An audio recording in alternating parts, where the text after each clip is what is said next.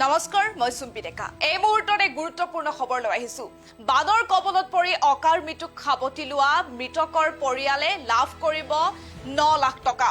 চৰকাৰে প্ৰদান কৰিব 4 লাখ টকা আৰু মুখ্যমন্ত্ৰীৰ সাহায্য পুঁজিৰ পৰা প্ৰদান কৰা হ'ব 5 লাখ টকা মুঠতে বানৰ কবলত পৰি মৃত্যু হোৱা লোকৰ পৰিয়ালে 9 লাখকৈ টকা লাভ কৰিব আৰু পূৰ্বতে এই ধন লাভ কৰিবলৈ মৰণোত্তৰ পৰীক্ষাৰ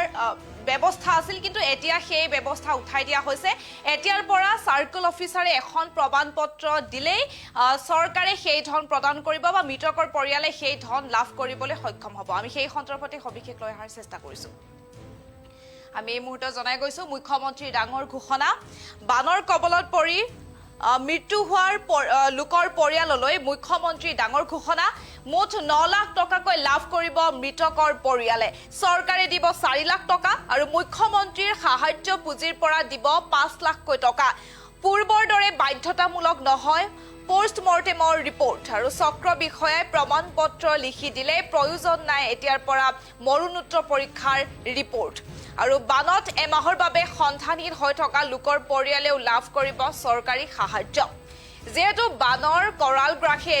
প্ৰতি বছৰে অসমৰ হাজাৰ হাজাৰ পৰিয়ালৰ হাহাকাৰ সৃষ্টি কৰিছে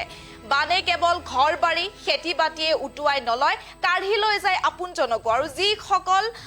পৰিয়ালে বানৰ তাণ্ডৱত নিজৰ আপোনজনক চিৰদিনৰ বাবে হেৰুৱাবলগীয়া হৈছে তেওঁলোকৰ অন্তৰৰ বেদনাৰ ভাষাই হয়তো প্ৰকাশ কৰিব পৰা নাযাব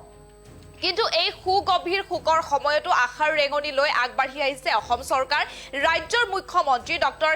হিমন্ত বিশ্ব শৰ্মাই বানত প্ৰাণ হেৰুৱা লোকসকলৰ পৰিয়ালৰ বাবে ঘোষণা কৰিছে এক বিশেষ আৰু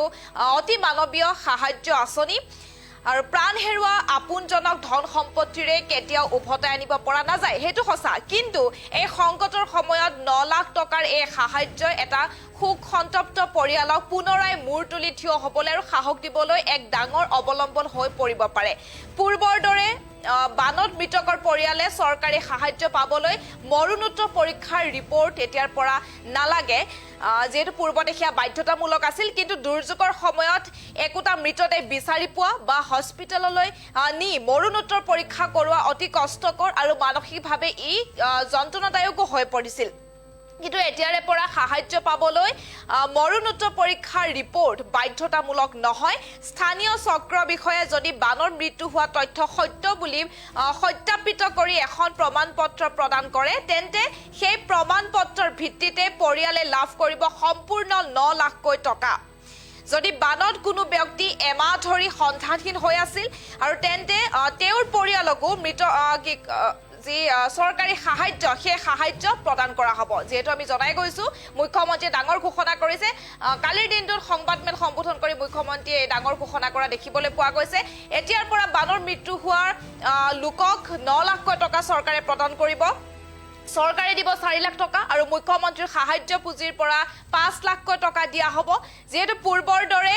বাধ্যতামূলক নহ'ব এবাৰ মৰণোত্তৰ পৰীক্ষাৰ ৰিপৰ্ট আৰু চক্ৰ বিষয়াই প্ৰমাণপত্ৰ লিখি দিলে প্ৰয়োজন নাই পোষ্টমৰ্টেমৰ ৰিপৰ্ট আৰু বানত এমাহৰ বাবে যিসকল লোক সন্ধানহীন হৈ আছিল সেই লোকসকলৰ পৰিয়ালেও চৰকাৰী সাহায্য লাভ কৰিবলৈ সক্ষম হ'ব যেহেতু জনাই গৈছো মুঠতে 9 লাখ টকা লাভ কৰিব বানৰ কবলত পৰি অকাল মৃত্যুক সাবতা মৃতকৰ পৰিয়ালে চৰকাৰে দিব 4 লাখকৈ টকা আৰু মুখ্যমন্ত্ৰীৰ সাহায্য পুঁজিৰ পৰা দিয়া হ'ব 5 লাখকৈ টকা আৰু পূৰ্বৰ দৰে এইবাৰ বাধ্যতামূলক একেবাৰে নহয় মৰণোত্তৰ পৰীক্ষাৰ ৰিপৰ্ট চক্ৰ বিষয়া যদি এখন প্ৰমাণপত্ৰ লিখি দিয়ে আৰু সেই প্ৰমাণপত্ৰৰ ভিত্তিতে চৰকাৰে মৃতকৰ পৰিয়াললৈ এই 9 লাখকৈ টকা প্ৰদান কৰিব আৰু তাৰ সমান্তৰালভাৱে বানত এমাহৰ বাবে সন্ধানহীন হৈ থকা লোকৰ পৰিয়ালেও লাভ কৰিব চৰকাৰী সাহায্য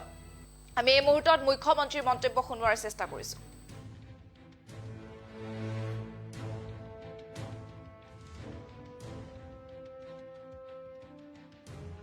তাৰ বাবে আপোনালোকৰ ওচৰত উপস্থিত হৈছো প্ৰথম বান আক্ৰান্ত বা বানত কেইবাগৰাকীও লোকৰ মৃত্যু হৈছে যাৰ সংখ্যা মই ইতিমধ্যে 61 বুলি আপোনালোকক উল্লেখ কৰিছো আজিলৈকে চৰকাৰৰ নিয়ম আছিলে যে যেতিয়ালৈকে পোষ্টমৰ্টেম কৰা নহয় তেতিয়ালৈকে তেওঁলোকক আমি বান সাহায্য বা যিটো মৃতক ব্যক্তিলৈকে চৰকাৰী সাহায্য আগবঢ়োৱা হয় পৰিয়াললৈ, তাক আগবঢ়োৱা নগৈছিলে। মই জানিব পৰা মতে বানত আক্ৰান্ত হোৱাৰ ফলত কেইবাজনো লোকক পোষ্টমৰ্টেম কৰিব পৰা নগল সেই ঘটনাসমূহৰ পৰিপ্ৰেক্ষিতত, আৰু তাৰ ফলত এতিয়া তেওঁলোকে চৰকাৰৰ পৰা পাবলগীয়া এক্স গ্ৰেচিয়া পৰা তেওঁলোক বঞ্চিত হৈ আছে। আমি প্ৰতিগৰাকী মৃতকক বা মৃতকৰ পৰিয়ালক অত্যন্ত সন্মানেৰে সৈতে আমি 4 লাখ টকা আগবঢ়াওঁ,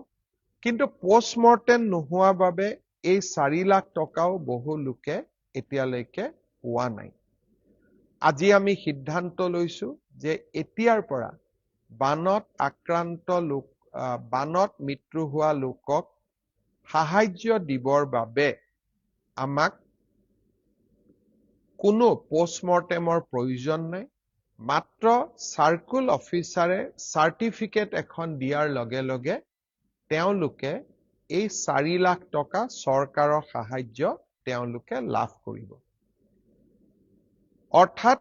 এতিয়া বানত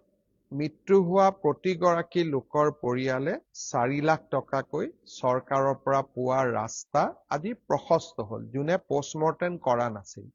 পোষ্টমৰ্টেম কৰা সকলে ইতিমধ্যে এই ধন লাভ কৰিছে। এতিয়া হ'ল মই আৰু এটা ঘোষণা কৰিব খুজিছো, সেইটো হ'ল যে এই যে বানত আক্ৰান্ত হৈ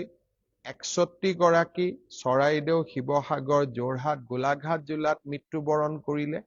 আৰু ৰাজ্যৰ বাকী অঞ্চলতো আৰু 6 গৰাকী ব্যক্তিৰ মৃত্যু হৈছিল। মুখ্যমন্ত্ৰীৰ সাহায্য পুঁজিৰ পৰা এই আটাইকেইটা পৰিয়ালক আমি আৰু অতিৰিক্তকৈ 5 লাখকৈ টকা দিয়াৰ সিদ্ধান্ত গ্ৰহণ কৰিছো। অৰ্থাৎ বান আক্ৰান্ত প্ৰতিটো পৰিয়ালে চৰকাৰৰ পৰা প্ৰতি মৃতকৰ পৰিয়ালে চৰকাৰৰ পৰা পোৱা 4 লাখ টকাৰ উপৰিও মুখ্যমন্ত্ৰী সাহায্য পুঁজিৰ পৰা অতিৰিক্তকৈ 5 লাখ টকা লাভ কৰিব। মই ভাবো যে মৃত্যুৰ মূল্য কেতিয়াও টকাৰে হ'ব নোৱাৰে, কিন্তু এই সৰু ধনে বিপদৰ সময়ত পৰিয়ালটোক অকণমান হলেও নিশ্চয়